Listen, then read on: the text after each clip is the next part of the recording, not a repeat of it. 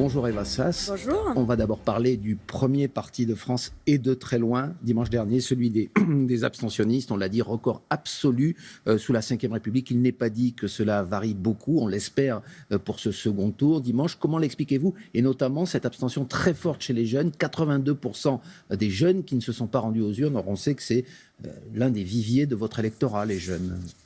Écoutez, il y a des raisons conjoncturelles. C'est la crise sanitaire, c'est le report des élections, c'est aussi quelques couacs qu'on a vus quand même sur la distribution des professions de foi. Ça pose un problème démocratique. Mais il y a plus profondément, c'est vrai, un désamour de la politique et peut-être une perte de confiance dans la parole publique qui doit nous remettre en cause tous. Et que vous n'avez pas changé, vous, les écologistes, alors que vous êtes un parti les plutôt en Verts, essor. comme les autres partis, doivent se remettre en cause effectivement et renouer ce lien, je pense, avec la population. Comment ?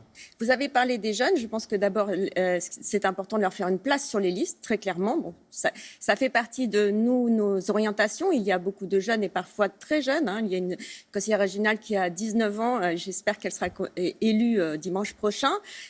Il faut aussi aller leur parler, tout simplement, et sur tous les réseaux, y compris les réseaux sociaux, parce que ça fait partie, effectivement, des nouveaux canaux avec lesquels on peut échanger avec les jeunes. Vous pensez que c'est un phénomène aussi qui est ponctuel, en tout cas qui est lié à ce scrutin, qui n'intéresse pas forcément la population, et qu'on peut s'attendre quand même à un regain, évidemment, mais à un fort regain de participation l'an prochain pour la présidentielle ? C'est sûr qu'il y a moins d'intérêt pour les élections régionales et c'est dommage parce qu'en tout cas en matière de transition écologique, c'est un levier très important. Donc il faut pouvoir intéresser l'ensemble de la population à ces élections régionales. Pour nous écologistes, c'est une élection importante et nous l'avons d'ailleurs jouée comme telle, pas comme une étape dans le chemin vers la présidentielle. Alors justement, il y a au moins 2 régions où vous jouez les premiers rôles, si j'ose dire. Vous êtes en finale, même pour reprendre la métaphore sportive du moment. C'est l'Île-de-France et ce sont les Pays de Loire. Mais dans les 2 cas, on vous reproche d'être allié à des élus de la France insoumise, être allié avec les amis de Jean-Luc Mélenchon. Est-ce que pour vous, c'est naturel et il n'y a pas de problème ? Écoutez, on ne partage pas tout avec la France insoumise, mais en tout cas, on est en capacité de se mettre d'accord sur un projet parce que nous avons des valeurs communes. Moi, je dis souvent, être écologiste, c'est avoir compris que les ressources du monde sont limitées, qu'il faut mieux les utiliser et aussi mieux les répartir. Ça veut dire que la lutte contre les inégalités, la justice sociale, c'est au cœur du projet écologiste et ça, nous le partageons avec la France insoumise. Cette volonté aussi de changement profond, pas d'une politique d'accompagnement, ça aussi, nous le partageons avec la France insoumise. Donc oui, nous sommes en capacité de se mettre d'accord sur un projet écologiste, c'est ça qui est important. Et pourtant, sur le plan national, votre leader, Yannick Jadot, a plus que des différences avec Jean-Luc Mélenchon. Donc comment ce qui est possible, ce qui est impossible plus exactement au niveau national, le serait au niveau local ? Je viens de le dire, c'est sur un projet régional que nous nous sommes mis d'accord en Pays de la Loire, en Île-de-France. Et d'ailleurs, ça a été assez facile. Moi, j'observe que quand les écologistes sont en tête de la gauche, ils rassemblent assez facilement derrière eux. Ce n'est pas forcément le cas de tout le monde. Et je pense que c'est le projet qui est écologiste qui est fédérateur. Moi, je le constate au quotidien et même bien au-delà des partis et des étiquettes sur l'ensemble des Français. Et pourtant, il y a des personnalités venues de la gauche, Manuel Valls, l'ancien président de la région Île-de-France, Jean-Paul Huchon, qui appelle carrément à voter contre vous, pour Valérie Pécresse en l'occurrence, en Île-de-France, pour, encore une fois, ne pas avoir le risque d'avoir une région qui serait pilotée aussi par ce qu'ils appellent l'extrême gauche, la France insoumise. Ils renvoient un petit peu dos à dos, extrême droite et extrême gauche. Qu'est-ce que vous en pensez ? Pardon de le dire comme ça, mais c'est pathétique. D'abord, qui se soucie de la vie de Jean-Paul Huchon et de Manuel Valls ? On a vraiment l'impression d'une classe politique ancienne qui a perdu ses mandats, qui est un peu aigrie et qui a envie de se faire entendre, même de façon négative, dans un débat dans lequel personne ne les attend.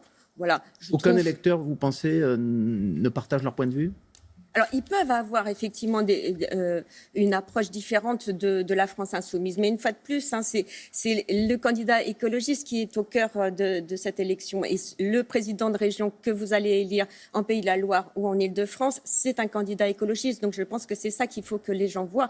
On rassemble autour de ce projet. Franchement, les avis de Manuel Valls et de Jean-Paul Huchon, je pense que ça ne concerne qu'eux. Et c'est...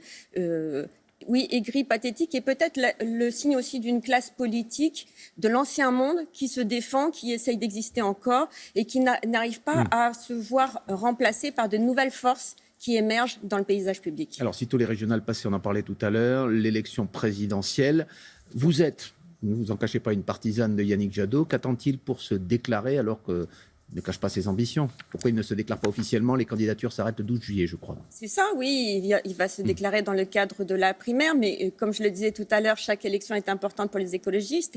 Et il y avait d'abord les élections régionales. Nous avons choisi de faire notre désignation après. Et les régionales ne sont pas... il va le faire en tout cas. Un tremplin, vous pouvez nous dire c'est ce une matin étape. qu'il sera candidat? Oui, il sera candidat, bien sûr, Donc. et il se prépare depuis longtemps. Et c'est d'ailleurs la raison pour laquelle moi je soutiens Yannick Jadot, c'est qu'il est préparé plus que d'autres candidats. Les sympathisants de votre parti vont pouvoir s'exprimer via une plateforme Internet. Est-ce qu'il n'y a pas un risque, comme on l'a connu à d'autres échéances, que ce ne soit pas forcément le candidat le plus populaire dans l'opinion qui soit choisi? On se souvient notamment de la primaire de 2011 où Eva Joly avait été désignée, alors que Nicolas Hulot était face à elle. Et finalement, on connaît la suite. Eva Joly n'a pas réalisé un score extraordinaire à l'élection présidentielle. Est-ce qu'il n'y a pas ce risque-là, une fois de plus, pour Yannick Jadot en l'occurrence? D'abord, c'est une primaire ouverte. Tous les citoyens peuvent participer. Moi, je les encourage à venir s'inscrire dès que ce sera ouvert sur la plateforme qui leur permettra de choisir le candidat des écologistes. Je pense que c'est important pour la France. Sur le fond, ce risque, il existe. Il existe dans toute élection. C'est la démocratie. Il y a d'autres candidats, je le rappelle, Éric Piolle, Sandrine Rousseau. Je pense que les écologistes sont aujourd'hui dans une autre phase, qu'ils sont en capacité de gouverner et qu'ils vont choisir celui qui est en capacité de remporter cette élection. Et je pense que Yannick Jadot, du fait qu'il est le mieux préparé, qu'il maîtrise les questions économiques, qu'il maîtrise les questions internationales, et aussi qu'il a un parcours où il vient de Picardie, par exemple. Il connaît la France des terroirs, il connaît la France rurale aussi bien que la France urbaine.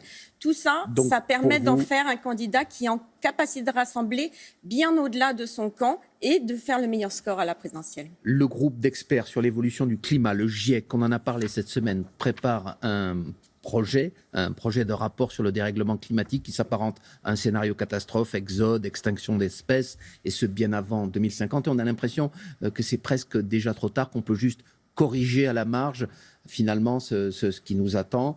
Est-ce que vous partagez ce sentiment, ce diagnostic? Ce qui est sûr, c'est qu'il faut agir vite. On n'est plus dans la question de sauver une planète vivable pour les générations futures, mais c'est maintenant pour les générations actuelles. On le voit au quotidien, il y a des canicules, il y a maintenant un climat qui est presque tropical avec des pluies diluviennes. Donc oui, il faut agir maintenant et c'est pour ça qu'il faut des régions écologistes d'ailleurs, et parce que 70% des solutions sont au niveau local. Alors ces solutions, parmi elles, pour diminuer l'empreinte carbone, on sait qu'il y a les éoliennes. Et les éoliennes, pardon, mais elles n'ont pas le vent en poupe, si j'ose dire. C'est un sujet qui est beaucoup revenu pendant ces élections. Pourquoi vous les défendez coûte que coûte, alors que de nombreuses populations rurales, notamment, y sont opposées et des présidents de région les soutiennent aussi, ces populations? Quand les populations et aussi des gens comme Stéphane Bern s'opposent aux éoliennes, forcément on les écoute. Stéphane Bern, c'est quelqu'un avec qui nous avons mené de nombreux combats écologiques, donc ce n'est pas quelque chose que nous balayons du revers de la main.